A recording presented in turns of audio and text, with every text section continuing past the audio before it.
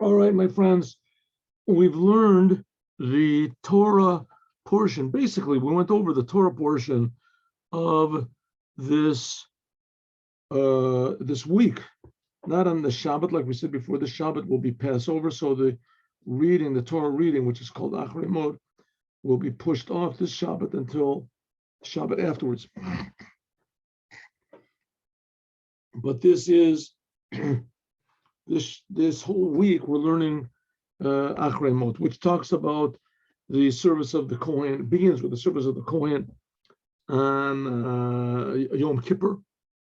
The Kohen Gadol, the great priest, the high priest, in the Holy of Holies.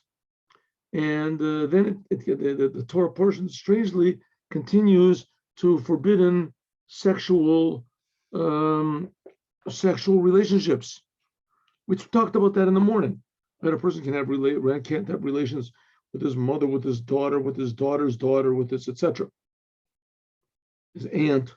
They can't have homosexual relations. Okay, so that we explained in the Torah portion of the week. So now let's learn something that's maybe a little bit overlooked, and that is the Hagadah of Passover. Hagadah of Passover. The Jewish people have been saying the Hagadah of Passover in one form or another, or maybe they've just been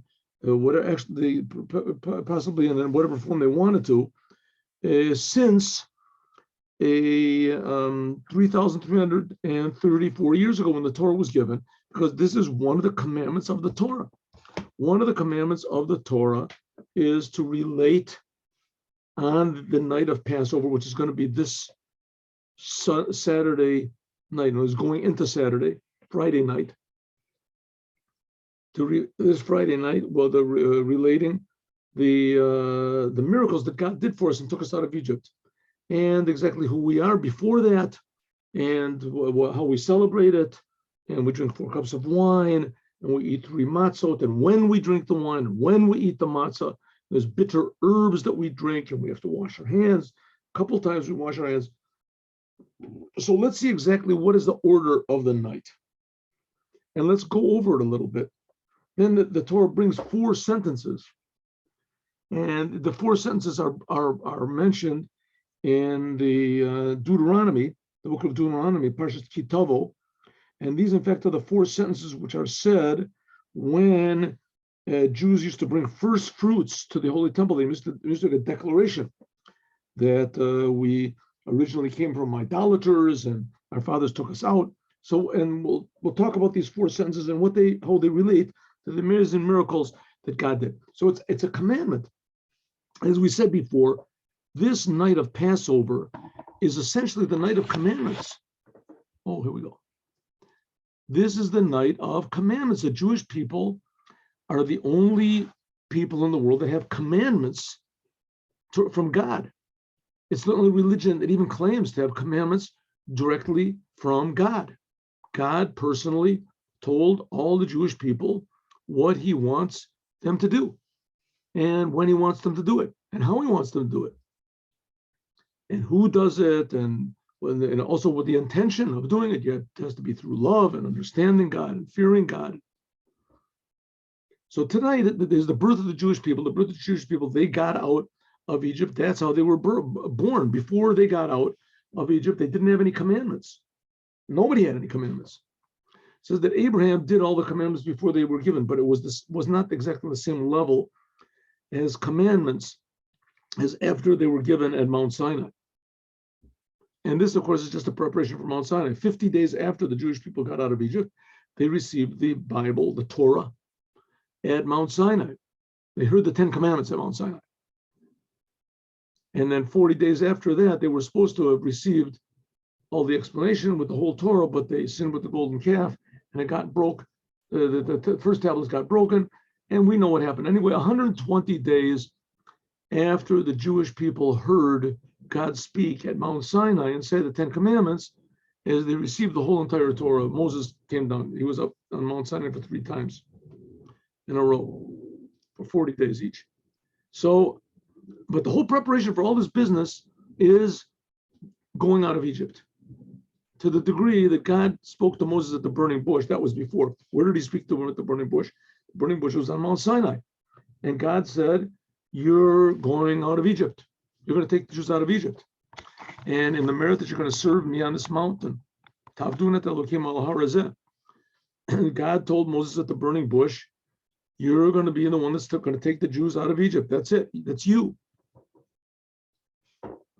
1 minute.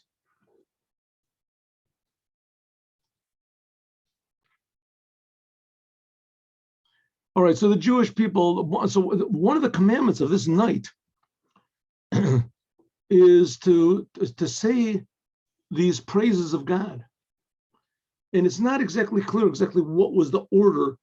What exactly they said. I mean, you have to bring the sentences from the Torah that talks about this. And this says that the Torah talks about 4 sons, and then the Mishnah talks about it a bit. The Mishnah, though, was written after the Second Temple. So that was a good, 1,000, whatever, 50 years, 500 years after the Torah was the Torah was given. The Jews got out of Egypt. But in any case, this whole entire time, they were saying something. The first actually written order that we have is something like about 1,000 years ago. It's written down. I mean, you have to remember that also printing presses only existed about 600 years ago. So things that were passed down from generation to generation being written, especially this, it's not exactly clear cut commandment what exactly you have to say. It's just you have to praise God. And it even says that if a person is, let's say, in some situation, he's in jail or whatever, all he has to do is just say any sentences that he knows about going out of Egypt, and he's fulfilled the obligation in this night. In any case, it's come down to us, though, that we do have an order of saying the night. It's called the Seder of the Pesach. Seder means the order. And this is also according to Kabbalistic principles, which, vaguely I know of their existence. We can't exactly explain what they are, but they are according to Kabbalistic principles, like everything else is in prayers also. But here is also it's very special because this is the first, we're commemorating the birth of the Jewish people. Okay, the first thing we say in the nighttime is we say what's going to be, the whole order of things. Some people even sing it. Kadesh urachatz karpas yachatz magid rachza motzi matza mora korach shulchan orach tzafun berach hillel nirtze. Kadesh means you say the kiddush on wine. Then you wash your hands as though you're washing for bread, but you don't say a blessing because you're not washing for bread. Then you eat what's called the karpas, which is a vegetable. Some people take onion, whatever, a piece of onion, you dip it into salt water and you eat it. Then you do yachatz, you break the middle matzah, and that one you're going to use for the afikomen in the end.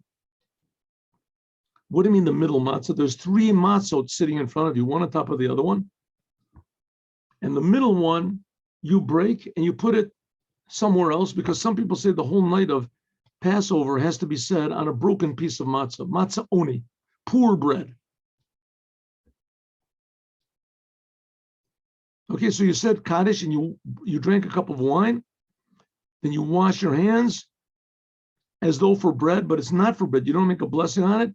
You eat this piece of a vegetable. It's called karpas. You break the middle matzah. Then you pour the second cup and you start saying the Hagadah. And this is the Hagadah that we're going to be saying. So we've already got 4 steps before the Hagadah is said. Now, like I said, you have 3 matzot in front of you. And on top of those matzot, you have arranged, let's see if they have a picture over here. 1 second. Do they have a picture? Oh, here it is. See, here's the picture. You have on top of this, of the plate, here's the 3 matzot. This is supposed to be a picture of the matzah. 1, 2, 3 matzot.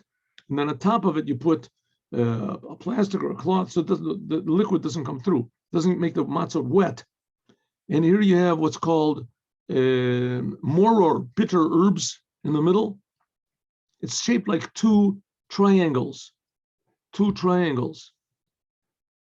1, 2, 3 is 1 triangle. right? This is what's called the neck. You take a chicken neck or something like that, put it over there.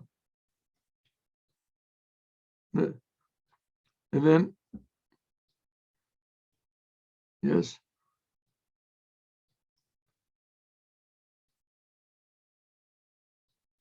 What is this picture that he drew over here? This is very not so clear.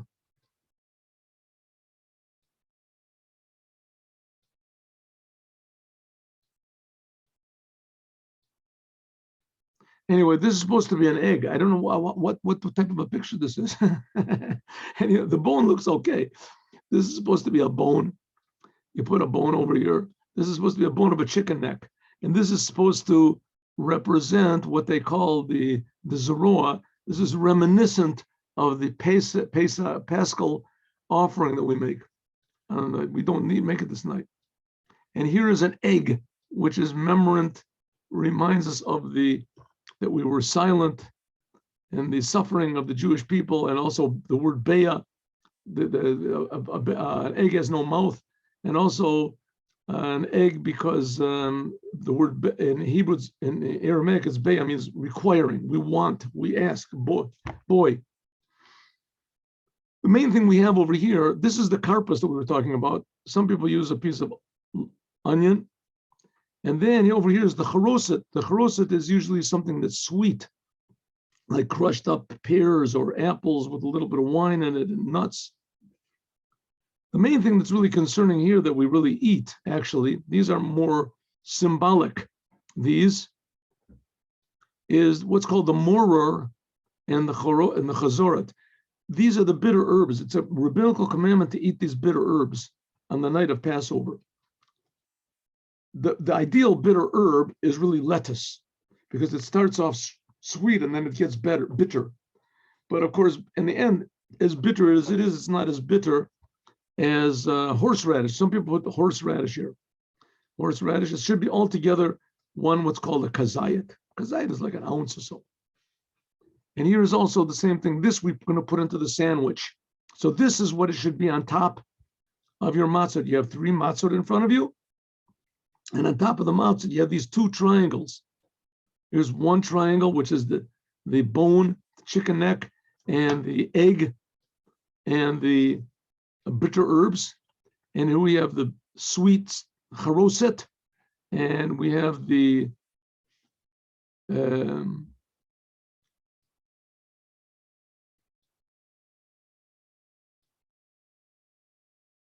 zoro. Sorry. The karpas. Over there, this is what we call the karpas. Some people use a piece of potato as well. In any case, you should try to eat less than a kazayat of this, because you might have to make a blessing afterwards if you eat too much of it. So this is what's called the karpas. Okay, and then we have the chazor. So this and this are identical. This is bitter herbs. Bitter herbs. This one you're going to eat alone, and this one you're going to put inside of a sandwich. You need it right afterwards. Right afterwards, you're going to put it inside of bread. You're going to eat it. Okay, so let us go now to the Seder night. Now, just as a small mention of what's going on over here. This happens in the nighttime, but from midday on, actually, like let's say 2 hours before midday, before Passover, it's already forbidden to eat chametz, any leavened bread. It's forbidden to eat leavened bread. So you have to get all chametz out of your house. That's a negative commandment, very severe sin to eat chametz in your house, and even to have it on your possession, even to own it. Famous stories about people who own, beer factories, and they forget to sell it because you're supposed to sell it to a non-Jew. And to have it in your possession, they have to spill out all the beer. Okay, so here we are. We have the 3 matzot. On top of the 3 matzot, we have what's called the ke'ara plate, and on the plate are these 6 items. 2 of them are identical. This is bitter herbs. This is bitter herbs, and we have the bone and the charoset and the karpas and the egg, beitza. Good. Now next page.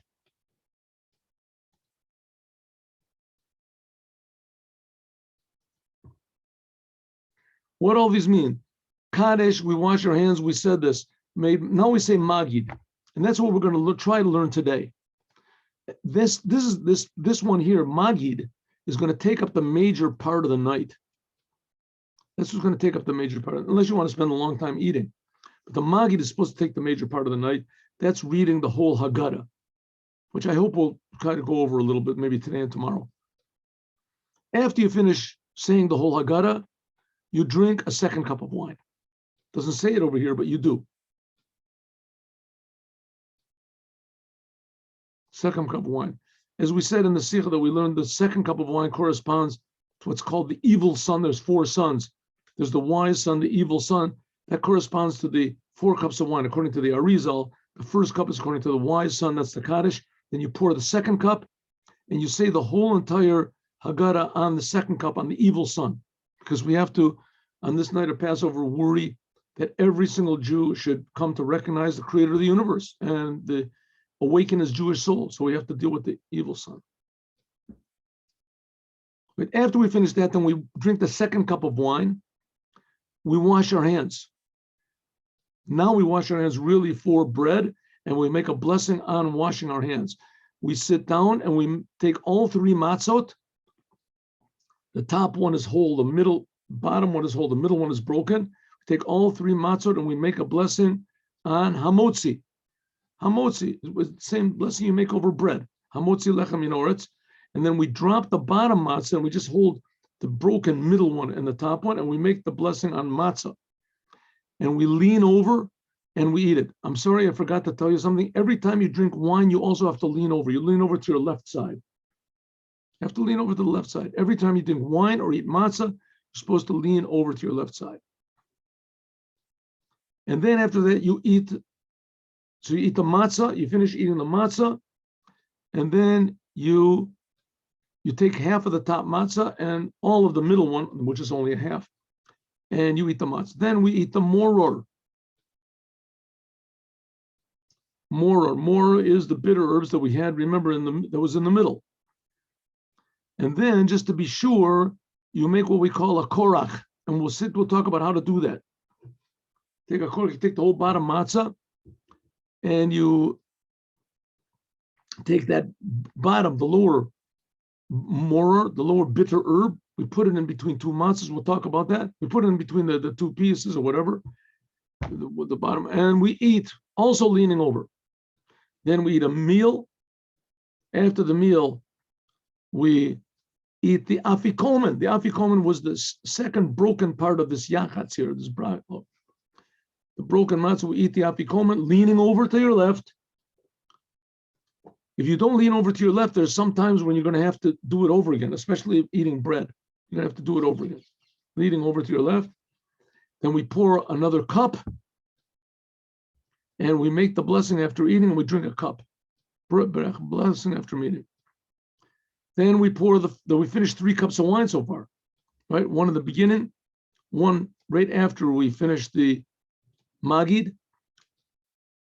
1 after the meal. We pour the 4th cup, and here you pour the 5th cup also, which we don't drink. That's the cup of Elijah the prophet. Put it in the middle of the table, and you say Hallel, say what's called the big Hallel. And finally, Nirtza, the Seder is accepted favorably. And then you drink the 4th cup. After the Hallel, you drink the 4th cup. Okay, now let's go. What exactly are we going to say? We say the Kiddush. Now tonight, this year is going to fall on Shabbat. So it's a long sort of a Kiddush that we make.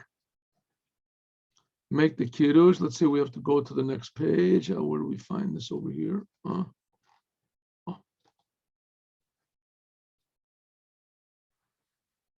This is the Kiddush. One second. No, it's not so. We start before that.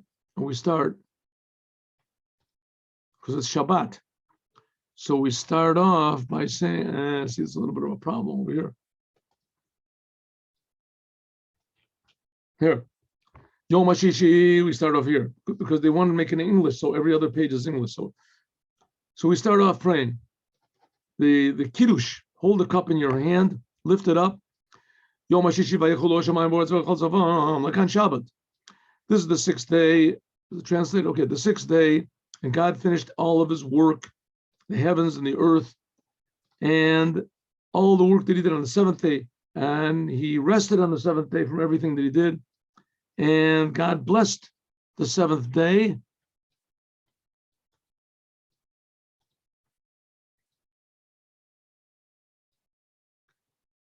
Because in it, God finished all the work that God made lasot to fix up. God made the whole world to fix it up. We're commemorating the fact God created the world. And then we make a blessing on the holiday. That you chose us from all the nations. You elevated us from all languages. And from all the other, also the nations. You made us holy with your commandments. You gave us with love Shabbat, because it's Shabbat, and holidays for joy, and Moedim L'Simcha, and special times for rejoicing, and the Shabbat day, and Chag HaMatzot. The holiday of Passover is called several names. One of them is Zman Cherutenu. It's called the day of our freedom. It's also called Chag HaMatzot, the holiday of Matzot. Right? Matzot. And we're going to see. Here we'll see. Let's look. The holiday of Matzot. Yom Tov Mikra Kodesh says Zman Cherutenu. It's the time of our freedom. Mikra Kodesh Seichel Yetzias Mitzrayim Ki Banu Becharta Osanu Kidashta. So the holiday is called Pesach. It's called Chag HaMatzot, Zman Cherutenu.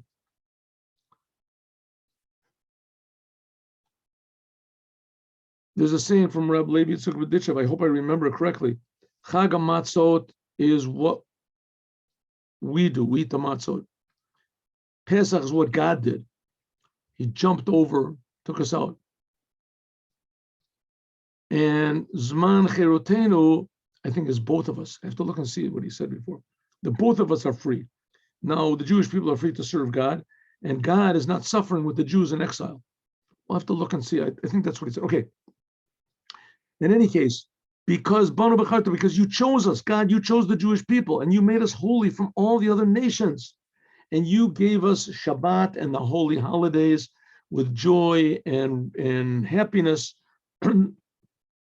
Blessed are you, God, that you gave us the Shabbat and these special times, and then we make Shehechianu. That you have kept us alive, and we have kept us in existence, and you have brought us to this time. You brought us to the time. Good. This year, this is said if Pesach falls on Sunday, Motzi Shabbat, but it doesn't this year, so we don't have to worry. We don't have to say this. Next. Here's the translation of what we just said. Okay, now we do the urachatz. What do? You wash your hands without a blessing. You take the karpas, you take the, whatever it was, the onion or whatever that was on the left bottom side, you dip it into water, you make a blessing on it, pri adama, and you eat it. Karpas is the letters samach perach, that's 10,000s of Jews suffered, just the males. We're talking about, anyway, they suffered in Egypt for 210 years till they got out. So that's a samach perach. Yachatz, then you break the middle matzah, like we said before. You break the middle matzah and you hide it. That's going to be your afikomen afterwards. And then we got to Magid. And now this is the Hagadah that we're talking about. And you also pour the second, or is it a cup of wine? Where is this? 1 minute.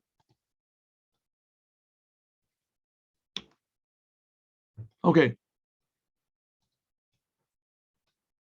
And then you start the Magid. You lift up the tray and you say, this is the bread of affliction. This is if the matzot there, all the matzot are complete, right? You just have the middle one is just broken. And then you say,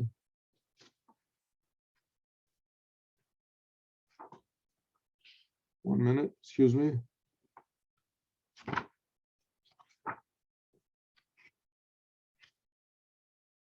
Okay, here he says that you pour the second cup right after this. Hey Lachmanya, this is the bread of affliction that our fathers ate in the land of Egypt. Anyone who wants to come and eat, anyone who needs, come and celebrate the Pesach with us. Now we are here. Next year we're going to be in the land of Israel. Now we are servants. Next year we're going to be in Bnei Choron. The Rebbe explains that this sentence is being said by God. Because it can't be saying by us. What are we saying? We're announcing and inviting people to come to eat. Why do it at home? Who's going to hear you? Right? And you're sitting in your table. It doesn't say open up the door and yell out an invitation. This is the bread of affliction. Anyone who wants to come and eat can come and eat. Announce it in the synagogue before you leave. Tell anyone who wants to come and eat. So he says, this is a sentence that God is saying. God is saying to us, anyone who is thirsty for godliness, tonight you can come and eat. You can even come and eat the Pesach. Pesach was eaten after the whole meal, the Pesach offering, when everyone was satisfied. In other words, tonight, bountiful feeling of godliness and Jewish identity is available. God is inviting us to come. That's what it says. Next year in the land of Israel doesn't mean we'll wait for the last minute. It means immediately after this Seder, then Mashiach will come, take all the Jews to Israel. That's one of the things he's supposed to do. Mashiach is supposed to come, build the Holy Temple, and immediately all the Jews will somehow fly to Israel. I mean, that's what it says is going to happen. We'll see what happens. It's no less improbable than God taking all the Jews out of Egypt. That's what we're celebrating tonight. So we're celebrating tonight a night of totally improbable miracles that broke all laws of nature, so that everybody can fly to. I mean, in those days nobody flew. Nowadays people fly. There's airplanes that fly all the time. So it'll be just God will make everybody fly. Anyway, we'll see what's going to happen when it happens, but it definitely will happen. And it's supposed to happen now. And if it does happen right now, today, before Passover, it's already 2,000 years late. So any second, the whole thing is just going to flip around. And that's what he means. Next year we'll be in the land of Israel. It means immediately now we'll be transported. And so automatically next year when Passover rolls around, we'll already be in Israel. This year we are slaves. Next year we'll be free people. We're slaves to all sorts of wrong ideas and of our own minds, our own hearts. Now we pour the cup. Oh, here it is. Now we pour the second cup. And the child asked the 4 questions. If there's no child, then everybody repeats this, actually. Everybody says it. But if there's nobody there, you're just sitting alone. So you ask yourself, and what are the questions? The questions are, what is the difference between this night and all the other nights? Right? And now we're going to have 4 questions. This is a general question. Why is this night different from every other night? 4 questions. This is the title. Sub-questions. The child asks, what's going on tonight? All the other nights of the year, we don't dip at all. Tonight, we dip twice. We dip the egg. We're going to see we dip the egg into water.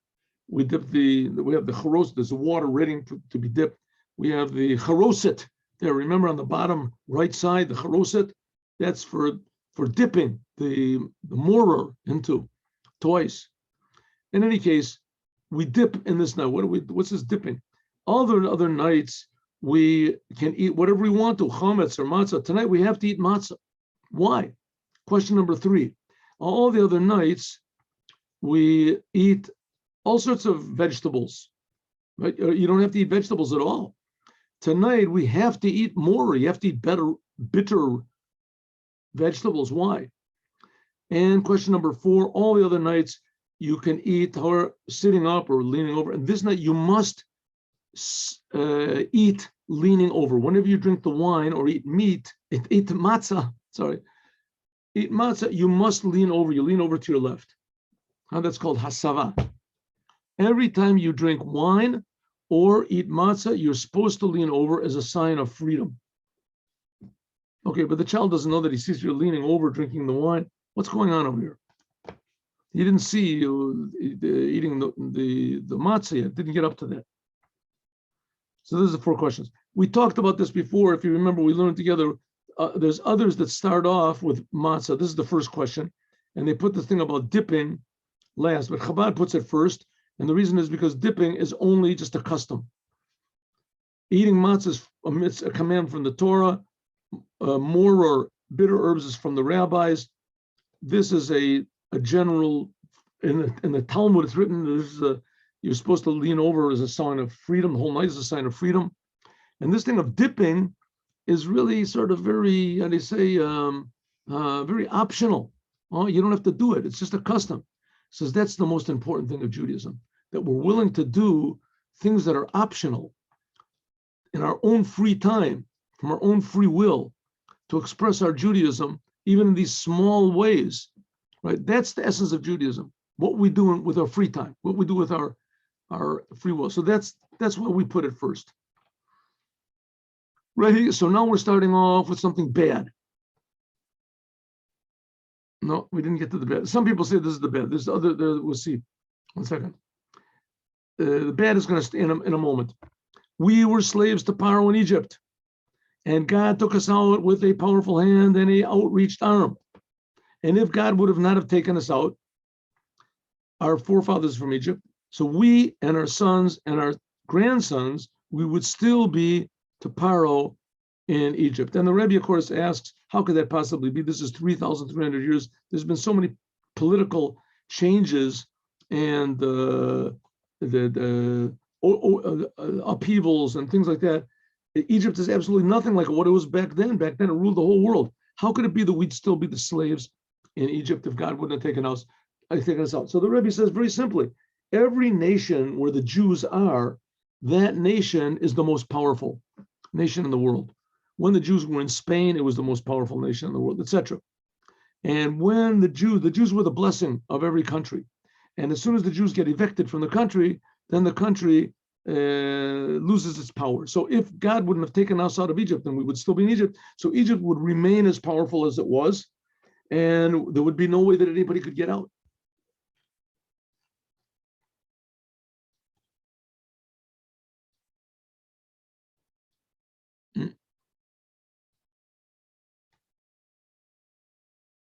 Translation.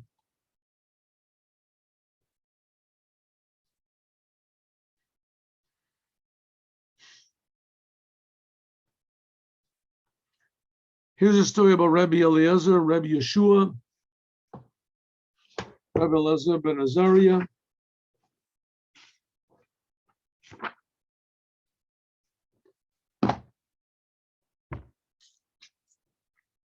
And Rabbi Akiva and Rabbi Tarfon, 4 great rabbis that were doing the Passover meal in Bnei Brak, and they were talking about going out of Egypt the whole entire night. Right? This is, of course, in the Second Temple. And their pupils came and they said, rabbis, the time of Kriya Shema has come in the morning. In other words, they sat and they related the miracles that God told us the whole entire night. The whole night. How long we take? An hour. Rabbi Eliezer ben Azariah said, I am like 70 years old. There's others that say 80 years old. And I didn't merit to say going out of Egypt until Ben Zoma came along. Like he says, Ben Zoma said, what did Rabbi Eliezer ben Azariah? Rabbi Eliezer ben Azariah, he wanted that the 3rd paragraph of Shema that we say now should be said in the daytime and the nighttime, and that's the law. What's the big thing about the 3rd paragraph of Shema? The 3rd paragraph of Shema talks about God took us out of Egypt, right? That's how it ends, and it talks about tzitzit, the commandment of tzitzit. These strands that are in the garment, and you don't have to have tzitzit on the nighttime. So because you don't have to have tzitzit on the nighttime, and this 3rd paragraph talks about these tzitzit, the strands. What's going on over here? Uh-oh.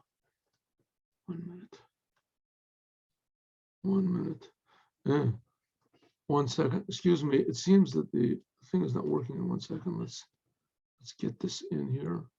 Turn to meeting. 1 minute.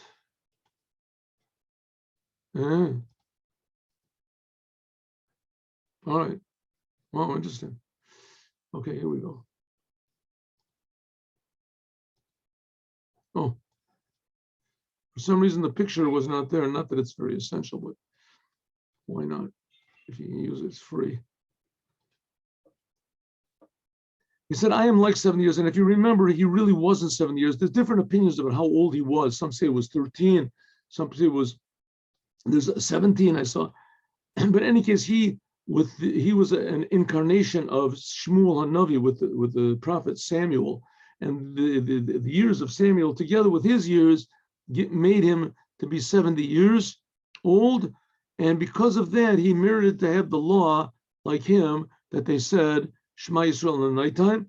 And the rabbis added on, Yemei Chayecha, that you should say, you should remember going out of Egypt in the days of your life, that's while you're alive. And Kol Yemei Chayecha, even in the days of the Mashiach. Even in the days of the Mashiach, you should say, remember going out of Egypt. And the days of the Mashiach will be such an amazing miracles that you might forget about going out of Egypt. But he said, don't forget. You won't that you should remember and think about going out of Egypt, even in the days of the Mashiach. The Lubavitcher Rebbe made this in a way the central point of the whole Hagadah, because the whole Hagadah is celebrating us going out of Egypt, but that was only the beginning. The real end of going out of Egypt is the Mashiach. He's going to do it again to all the Jewish people. But then it's going to be more amazing because he's going to have to gather the Jews up. Here, all the Jews were all together, gather them all up and change their whole priorities in life and etc. So it says, Kol Yemei Chayecha, that's what the Rebbe says. All of the days of your life, he's talking to each and every Jew, all of the days of your life should be devoted, lahavi, to bring to the days of the Mashiach. And the Rebbe said even more, the days means all of your time, the Chayecha and all of your energy should be devoted to bring to the days of the Mashiach. All right, let's do one more and we'll have to leave the rest for tomorrow.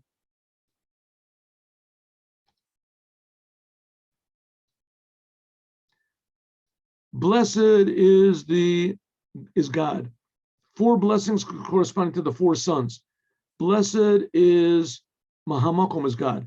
Blessed is he. Blessed is the one who gave the Torah to his people, Israel.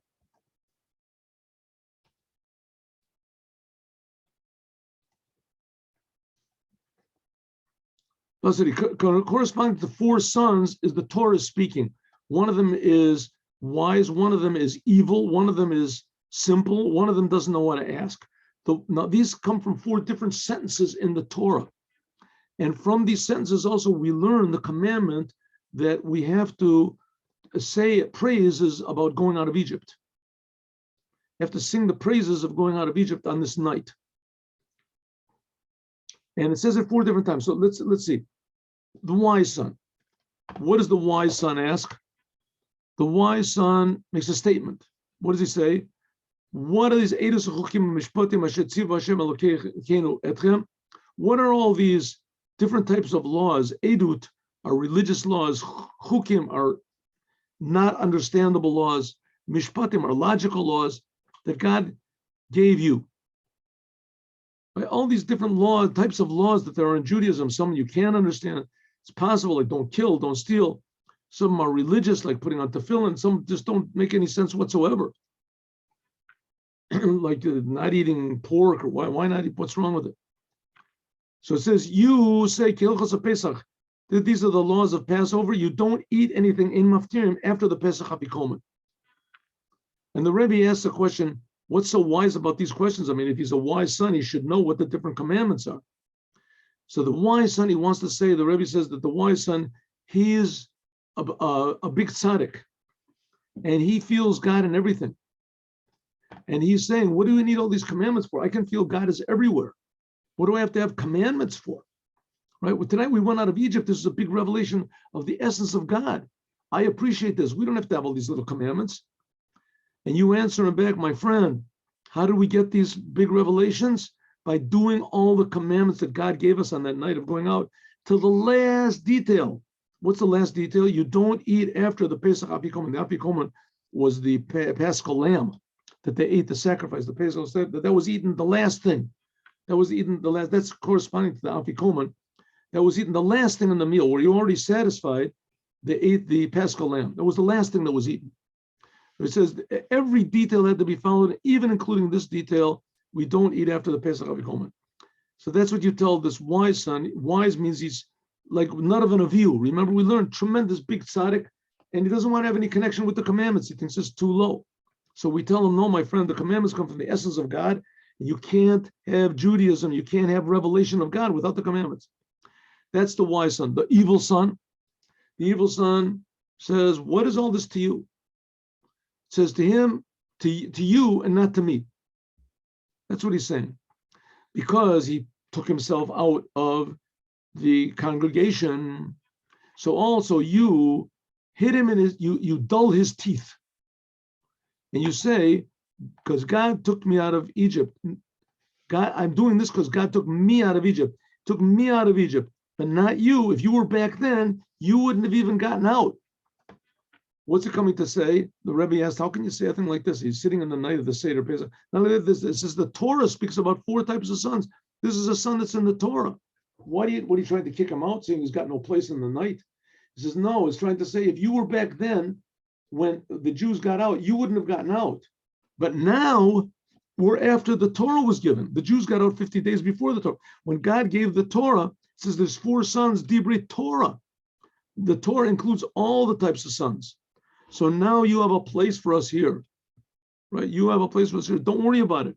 You have as much a place in Judaism as everybody else. And as soon as he realizes what his place is, then he'll stop being an evil son. Simple son. What does he say? What's this? And you say, with a powerful hand, God took us out of Egypt. The one that doesn't know how to ask, so he doesn't know how to ask. So you have to encourage him. And this is the sentence that we learn from, that we have to relate the going out of Egypt to, on this night. Say the Hagadah. So it's very essential. The family is the very essential, atom, foundation of the Jewish people. And that's this night. We go out in the family. The family is stressed very much. Like it says, Ba'avur zeh, Hashem, because of this, all these commandments that we're doing, God took us out of Egypt. This is the night of commandments, and that's why you tell the son that doesn't know what to ask. He's just bewildered. There's just so much. English translation. Worst of all, if you don't understand the Hebrew, you should. And here's the bad thing. In the beginning, our forefathers were idolaters. Before Abraham, our forefathers, the father of Abraham, Terach, he was a big idolater. Terach, Avi Avram, says Nachor. And the Rebbe says, what in the world are we starting with bad things for? And the Rebbe said, because there's the 5th son.